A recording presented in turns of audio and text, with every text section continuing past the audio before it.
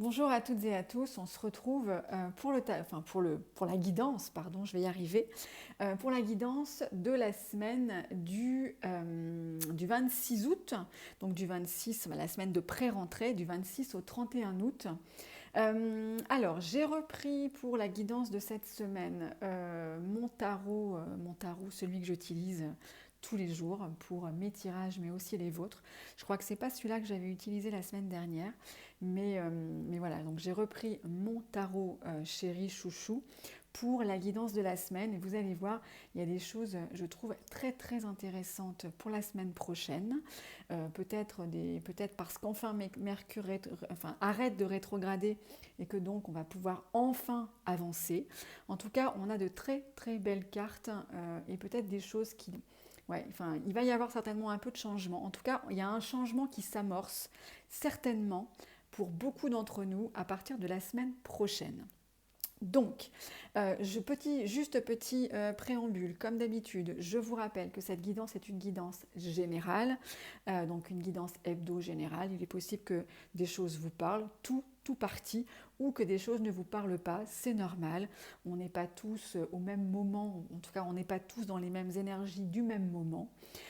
Donc surtout si vous souhaitez me contacter, si vous souhaitez une guidance personnalisée, les commandes, justement j'en profite pour vous dire que les commandes sont encore ouvertes pour les guidances personnalisées pour le mois de septembre. Il reste quelques commandes encore possibles et je vous envoie vos guidances personnalisées certainement en fin de semaine prochaine. Donc ça se passe directement sur le site lestarotmerveilleux.com. Vous pouvez aussi y retrouver tous les tirages, le spécial célibataire, le tirage du oui-non, les tirages en croix, mais aussi le tirage relationnel. Et puis si vous souhaitez me contacter, vous pouvez aussi le faire soit via le formulaire de contact sur le site ou sur la page Instagram du même nom, les tarots merveilleux. Alors, pour cette guidance donc de la semaine prochaine, on a toujours la tendance de la semaine qui est symbolisée par ces deux cartes. On va avoir ce qui est vraiment très favorable la semaine prochaine et puis on va avoir le conseil. Alors, comme je le disais en intro, il y a certainement des choses qui vont bouger. Il y a un changement qui devrait s'amorcer à partir de la semaine prochaine et qui pourrait passer par une forme de révélation. Il y a il pourrait en tout cas y avoir des révélations qui pourraient être faites ou des aveux parce qu'on a la carte du 7 d'épée renversée associée au 9 de bâton. Alors, la carte du 7 d'épée, c'est une carte qui symbolise une forme de tromperie, une forme de manipulation, mais j'aime bien aussi l'interpréter pas uniquement de façon assez brute, ce qui pourrait être assez négatif, mais se dire que cette carte-là, elle va au-delà de ça. Elle nous parle de ne pas avoir révélé ses intentions. Parfois, on veut quelque chose et on n'ose pas forcément le dire, ou on se dit qu'on va avancer un peu masqué. Par exemple, dans une période de séduction, on n'avoue pas tout de suite ses sentiments. Il y a une forme, on va dire, entre guillemets, de manipulation. Et cette carte-là, elle peut venir nous raconter ça. Mais ce qu'elle nous raconte quand elle est renversée, c'est que là, justement, on ne veut plus avancer masqué, qu'on veut dévoiler nos intentions réelles et pourquoi il pourrait y avoir cette forme de révélation. Alors ça peut être vous qui allez révéler certaines choses à quelqu'un ou ça peut être des révélations qu'on vous fait. Mais alors, et pourquoi il y a ces révélations? Parce qu'il n'y a pas forcément les résultats qui sont attendus. Et donc, on pourrait commencer à s'interroger sur la nécessité de poursuivre dans cette voie-là. Par exemple, vous avez noué une relation depuis quelque temps avec quelqu'un, vous voyez que ça n'avance pas forcément, en même temps, vous n'avez pas jusque-là été forcément clair, et bien là, l'idée pourrait vous titiller un peu de vous dire bon allez hop, je vais être claire, je vais être franche, je vais avancer peut-être de façon un peu moins déguisée, je vais peut-être être plus claire dans mes intentions parce que là j'obtiens pas les résultats que je veux. Puis d'une certaine manière, c'est soit ça va avancer, soit je vais passer à autre chose. Ça peut être ça. Cette combinaison de cartes, c'est ce qu'elle peut nous dire.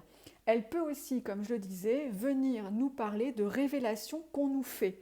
Mais parce que là encore, quelqu'un peut estimer autour de nous que en fait les choses n'évoluent pas ou que en fait on est dans une forme de statu quo. Et le fait de révéler certaines choses, donc le fait de s'ouvrir à l'autre, le fait d'avouer par exemple ses intentions, ça pourrait permettre justement de faire évoluer la situation. Donc ça c'est un peu la tendance de la semaine. Et je faisais le lien avec Mercure parce que Mercure rétrograde, donc on a des retards, des ralentissements, on a des difficultés parfois de communication qui peuvent en fait être ressenties durant ces 4 semaines. Et là, comme Mercure va enfin repartir dans le bon sens à partir du 28 août, on pourrait justement avoir une forme de libération en termes de communication et pourquoi pas justement des aveux ou pourquoi pas en tout cas se retrouver face à quelqu'un qui a envie de... Alors, je ne dirais pas de déclarer sa flamme, hein, parce que là, on n'est pas vraiment sur des déclarations d'amour, mais en tout cas, peut-être d'avancer de façon un peu plus claire dans les relations. Ça nous parle effectivement, certainement, de relations qui soient plus claires. Alors, ça, c'est la tendance de la semaine sur ce qui est très favorable. Et puis, on va voir après, de toute façon, on a de très bonnes cartes pour la suite, parce qu'on a, sur ce qui est très favorable cette semaine, on a la carte du monde associée au roi de coupe. La carte du monde, c'est véritablement la réalisation pleine et entière, la satisfaction. On est arrivé, on atteint ses objectifs, on est au bon endroit, au bon moment. Et ça nous parle aussi, associé au roi de coupe, d'une maîtrise des émotions, d'une forme de sang-froid, mais aussi de s'autoriser la capacité à ressentir, à accepter ce qu'on ressent, et de façon pleine et entière, sans que ça nous dépasse, sans que ça nous bouleverse, sans que ça nous déborde. L'association de ces deux cartes, ce qui est vraiment une très bonne nouvelle pour la semaine qui s'annonce, c'est véritablement, certainement, là encore je le disais, le sentiment qu'on peut avancer sereinement, qu'on peut être authentique, qu'on peut être vrai et qu'on peut, à travers cette authenticité, se réaliser pleinement. Ce message-là, il est confirmé de toute façon par l'association des deux cartes qui sont un peu les cartes conseils de la semaine.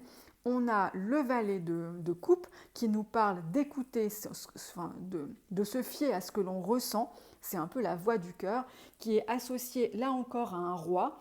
Et on a le roi de denier là qui peut nous parler de matériel, de finances, de travail. Et c'est l'idée de faire fructifier.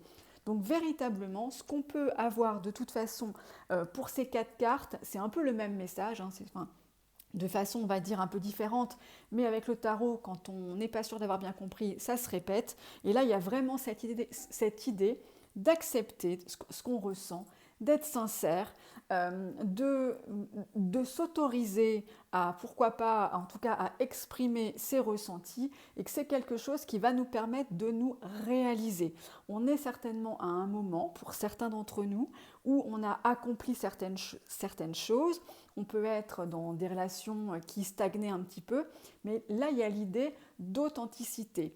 Et pourquoi je parle d'authenticité? Parce que je fais un dernier rapprochement avec ce fameux 7 d'épée renversé qui nous parle de révélation, qui nous parle de lever le voile sur nos intentions. Mais là encore, il y a une forme d'authenticité à retrouver, peut-être le courage de cette authenticité pour pouvoir justement récolter les fruits de tout ce qu'on a semé. Donc c'est plutôt des messages très positifs pour cette semaine de pré-rentrée. De toute façon, on sentait depuis quelques semaines qu'on était un peu bloqué, mais là, effectivement, il semblerait qu'il y a vraiment de bonnes énergies, de bonnes vibrations pour la semaine prochaine. J'ai complété cette guidance d'une carte issue des portes de l'intuition. Les messages étaient suffisamment clairs pour que je n'en tire qu'une, je vais dire.